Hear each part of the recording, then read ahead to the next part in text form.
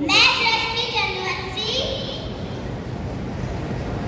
सर्वप्रथम माँ सरस्वती को पुष्प वंदना करती हूँ और साहित्य की सबसे छोटी कलम के रूप में नमस्कार प्रेषित करती हूँ और अपने परिचय में 4 पंक्तियाँ सुनाना चाहती हूँ। यदि अगर मेरी बात आप तक पहुँचे तो आशीर्वाद दीजिएगा। पेश करती हूँ, सुनिएगा। मैं सहस्रों द्रौपदी का माँ सीता की प्रतिज्ञा हूँ। बलिदान वाली रानी का असह्य की तपस्या हूँ। मैं रानी लक्ष्मी की बेटी पद्मावत की ओंकार हूँ। मैं महाराणा का भाला भवानी की तलवार हूँ। गुरु रविदास की कटौती में पावन गंगा का पानी हूँ। मैं दुर्गा तारा हिरिया के शौर्य की कहानी हूँ। मैं अबला नहीं सबला हूँ। मैं अबला नहीं सबला हूँ। युग युग में ऊंचा स्थान मिला है गर्व मुझे, गर्व मुझे रहने को हिंदुस्तान मिला। वाह वाह तालियां आपकी कमजोर है, वाह लगना चाहिए। क्रांतिकारी धरती पर कोई कवि सम्मेलन हो रहा है। अब की बार तालियां बजे तो लोगों को लगे कि मेर से तालियां बज रही है। 4 पंक्तियां 1857 की क्रांति पर सुनाना चाहती हूँ, पेश करती हूँ, सुनिएगा। मैं 57 वाली क्रांति का इतिहास बताने आई हूँ।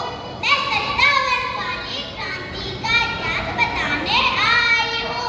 मेरे की सोनित मिट्टी का गुणगान सुनाने आई हूँ। मेरे की सोनित मिट्टी का गुणगान सुनाने आई हूँ। जंजीरों में जीवन झगड़ा नक्कदम कुत्तों के पहरे थे।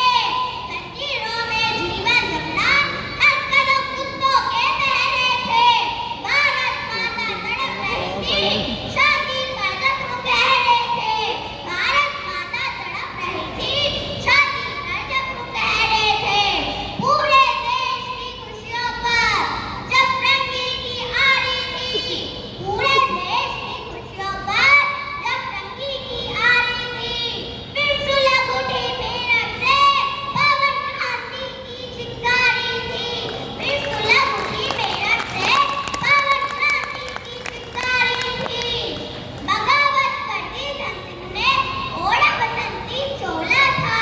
बगावत कर दी धन सिंह ने ओढ़ा बसंती चोला था और नींद उड़ा दी गोरों की जय हो गणनाथ बोला था।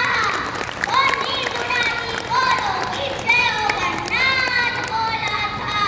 और अनहुआ बनपट्टा का ब्रिटिश नींव हिलाई थी। और अनहुआ बनपट्टा का ब्रिटिश नींव हिलाई थी। ईस्ट इंडिया कंपनी को ब्रिटानी याद दिलाई थी। ईस्ट इंडिया कंपनी को ब्रिटानी याद दिलाई थी। तब लहू से लिखे इतिहास की मैं धूल हटाने आई हूँ। तब लहू से लिखे इतिहास की मैं धूल हटाने आई हूँ। मैं 57 के वीरों को अपने शब्द चढ़ाने आई हूँ।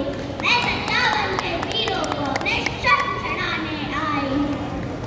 4 पंक्तियाँ, 4 बहुत सुंदर पंक्तियाँ। बहुत सुंदर बहुत सुंदर। मैं एक बात इस बेटी के लिए कहूँगा, माइक पर बोलना आसान काम नहीं है और जितने ढेर के साथ, जिस तेवर के साथ इसने कविता पढ़ी है, आने वाला समय वो होगा जो पूरे हिंदुस्तान में आपके अपने मेरठ का नाम लेकर के जाएगी।